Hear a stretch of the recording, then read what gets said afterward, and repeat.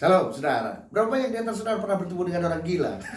Bertemu orang gila itu biasa. Justru kita bisa tertawa melihat tingkah lakunya. Suatu saat di sebuah rumah sakit jiwa, ada seorang dokter yang sedang mengetes pasiennya sudah sehat atau belum. Dengan cara apa? Dokter menyebutkan organ tubuh dan si pasien menunjukkan tempatnya di mana. Pasien pertama dipanggil, dokter berkata mulut, lalu pasiennya menunjuk mata, saudara. Wah, berarti belum sembuh. Masuk lagi. Pasien yang kedua ditanya mulut, dia menunjukkan mulut. Mata, dia menunjukkan mata. Kemudian hidung, dia menunjukkan telinga. Wah, baru setengah sembuh. Dia masuk lagi ke kamarnya. Kemudian pasien yang ketiga ditanya mulut, dia tunjuk mulut. Hidung, dia tunjuk hidung. Mata, dia tunjuk mata. Telinga, dia tunjuk telinga. Waduh, berarti dia sudah sembuh. Dokter berkata, wah, kamu sudah sembuh, kamu sudah boleh pulang. Lalu pasiennya dengan sombong dia berkata begini, jelaslah dokter, kalau saya sih memikir dengan otak. Sambil menunjuk dengkulnya, saudara. Wah, berarti dia belum sembuh, dia masuk lagi, saudara.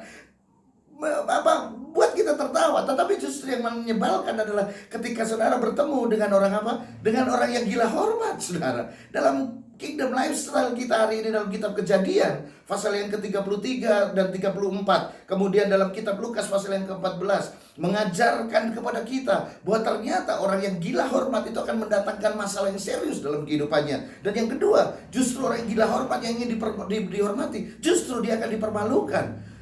Dalam Kejadian pasal yang ke-34, Alkitab mencatat anak-anak Yakub merasa kehormatannya dilangkahi. Dia merasa marah sekali sebab dia merasa menjadi tidak terhormat. Lalu apa? Dia membunuh Sikem, keluarganya, dan kemudian semua hartanya dijarah, saudara. Diambil. Akibatnya justru mereka mengalami masalah yang jauh lebih besar, saudara. Kejadian 34 ayat 30 saya bacakan buat saudara. Yakub berkata kepada Simeon, anak-anaknya, dan Lewi, kamu telah mencelakakan aku dengan membusukkan namaku kepada penduduk negeri ini. Apabila mereka bersekutu melawan kita, tentulah mereka akan memukul kita kalah dan kita akan dipunahkan. Aku beserta kamu seisi rumahku. Ini dia. Justru ketika seorang yang berusaha membela kehormatannya, maka justru saat itulah dia mengalami kesulitan yang besar. Hati-hati, saudara. Kemudian yang kedua, akibat gila hormat yang kedua adalah apa? Dipermalukan.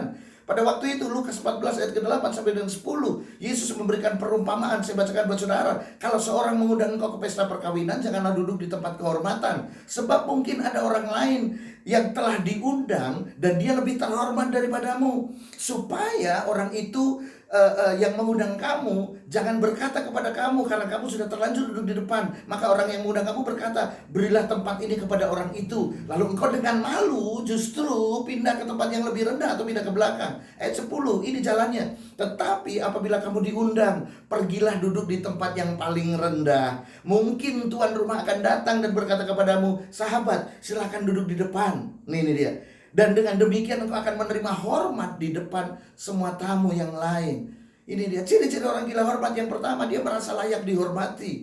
Ini dia. Mungkin karena jabatannya, mungkin karena hartanya, merasa punya uang. Bahkan saudara tahu sebuah pepatah bahwa di atas langit masih ada langit. Jadi jangan merasa terlalu hebat, saudara, sehingga saudara merasa layak untuk dihormati. Karena langit tidak pernah berkata bahwa dia tinggi, tapi semua orang tahu bahwa langit itu tinggi. Dan langit juga tidak pernah merendahkan gunung hanya karena tempatnya di bawah, saudara. Amin, saudara. Kemudian yang kedua, ciri orang yang gila hormat itu adalah apa? Menganggap diri lebih penting dari orang lain. Ini dia. Perumpamaan Yesus dalam kitab Lukas 14 ini jelas bahwa merasa diri penting itu justru mempermalukan kita. Jadi saudara tidak perlu mencari penghormatan, karena penghormatan akan datang sendiri ke dalam hidup saudara. Apabila, yang pertama, saudara ikut serta dalam upaya membangun apapun di sekeliling saudara, membangun keluarga saudara, membangun gereja saudara, membangun masyarakat di sekeliling saudara, membangun jemaat saudara. Jadi ketika saudara ikut terlibat untuk membangun dimanapun saudara berada, ada kontribusi yang saudara berikan di situ, maka dengan saudara penghormatan itu akan datang dengan sendirinya pada hidup saudara. Kemudian yang kedua adalah begini, saudara, penghormatan akan datang dalam hidup saudara, yaitu ketika saudara memberi manfaat. Semakin besar manfaat yang saudara berikan, semakin besar penghormatan akan datang pada saudara. Semakin saudara memberikan kontribusi, maka penghormatan itu akan datang dengan sendirinya kepada saudara. Ini dia. Bukan karena posisi, tetapi karena apa yang dilakukannya. Ini dia. Tapi di satu sisi saudara juga harus menghormati orang-orang yang telah berjasa dalam hidup saudara, membawa perubahan yang baik dalam hidup saudara, mengingat kebaikan orang dan berterima kasih kepada orang itu. Itu adalah salah satu cara bagaimana saudara tetap menjadi terhormat sekalipun posisi saudara tetap masih ada di bawah, saudara. Suatu saat dalam sejarah Hitler, karena dia sangat bangga dengan dirinya dihormati, dia membuat film dokumenter dan harus diputar di semua bioskop dan semua rakyat harus nonton. Dia ingin tahu, Hitler ingin tahu bagaimana orang-orang itu menghormati dirinya.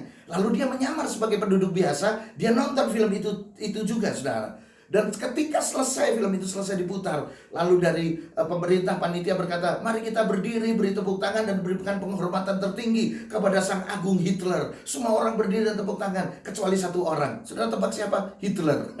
Hitler sendiri tidak berdiri.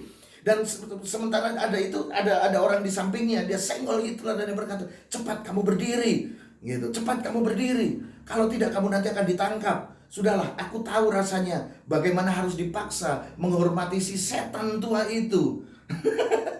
Jadi rupanya penghormatan tidak bisa dipaksakan, saudara. Dan memang penghormatan itu tidak perlu dicari.